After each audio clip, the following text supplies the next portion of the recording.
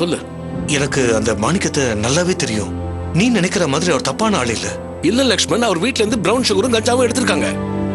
Police நினைச்சா கஞ்சாவை எங்க இருந்து வேணாலும் எடுப்பாங்க. சத்தியமா சொல்றேன்டா, அவர் இந்த மாதிரி தப்பெல்லாம் பண்ணிருக்கவே மாட்டாரு. அப்ப நீ என்ன சந்தேகப்படுறியா?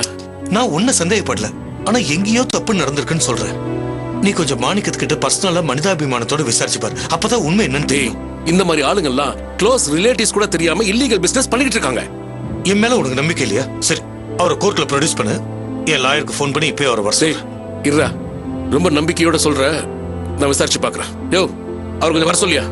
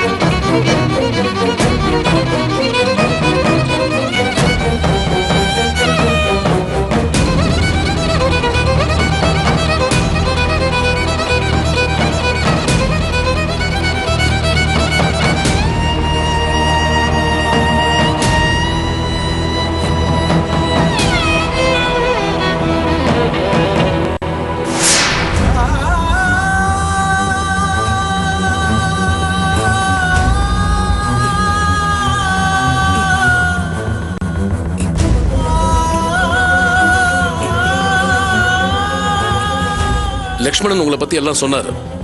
இவன் என் க்ளோஸ் ஃப்ரெண்டு, தப்பா சொல்ல மாட்டான். அந்த நம்பிக்கையில தான் உங்களை கூப்பிட்டு வச்சு பேசுறேன்.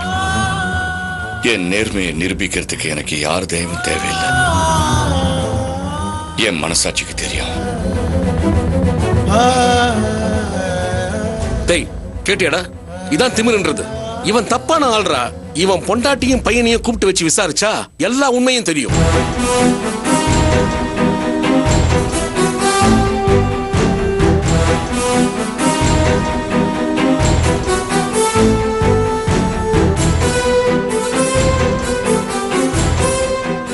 என்ன, அதான் எவன் தயவும் தேவையில்லைன்னு சொல்லிட்டல்ல, போ. டேய், கோவப்படாதடா.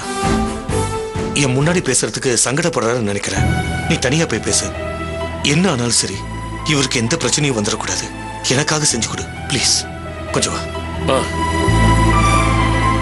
டேய், நீ இந்த அளவுக்கு கேர் எடுத்துக்கிறீன்னா அவர் நிச்சயமா தப்பான ஆளா இருக்க முடியாது. அவரை நான் பாத்துக்கிறேன். ஆமா, சார் யாரு? உனக்கு ரிலேட்டிவா? இல்ல, தெரிஞ்சவரு. அப்புறம் நான் உனக்கு ஃபோன் சார் வரேன். என்ன சார் நீங்க? உங்க ஃப்ரெண்ட் இந்த அளவுக்கு உங்களுக்காக பேசிட்டு போறாரு, ஒரு தேங்க்ஸ் கூட சொல்லாம நிக்கிறீங்க. நன்றி சொல்ற அளவுக்கு அவர் எந்த நல்லதும் செய்யல சார். என்ன சார் பேசுறீங்க? இந்த மாதிரி கஞ்சா கேஸ்ல மாட்டினா சொந்தக்காரங்க கூட முகத்தை காட்டாம ஓடி போயிடுவாங்க. ஆனா லக்ஷ்மணன் உங்களை காப்பாத்தி அவனும் துடிக்கிறான். யாரோ சொன்னாங்கன்றதுக்காக என்ன வெளியே அனுப்பாதீங்க சார். நடந்து என்னன்னு நான் சொல்றேன். என் மேல தப்பு இல்லைன்னு நீங்க நினைச்சீங்கன்னா என்ன வெளியே அனுப்புங்க. எனக்கு அது போதும். சரி, சொல்லுங்க.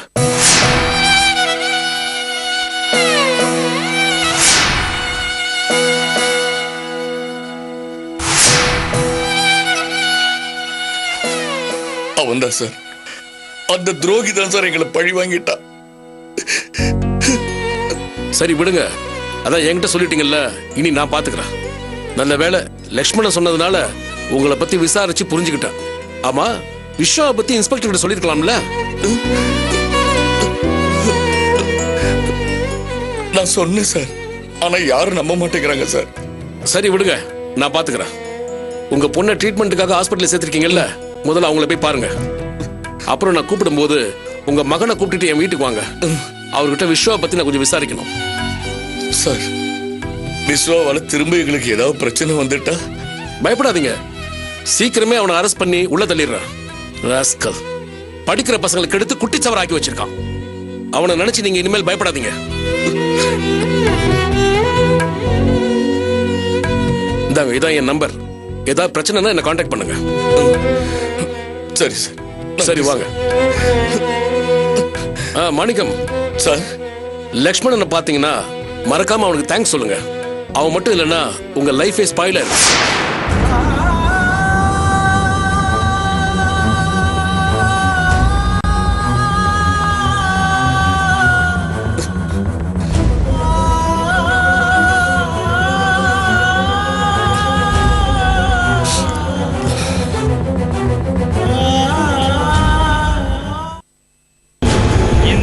தொலைக்காட்சி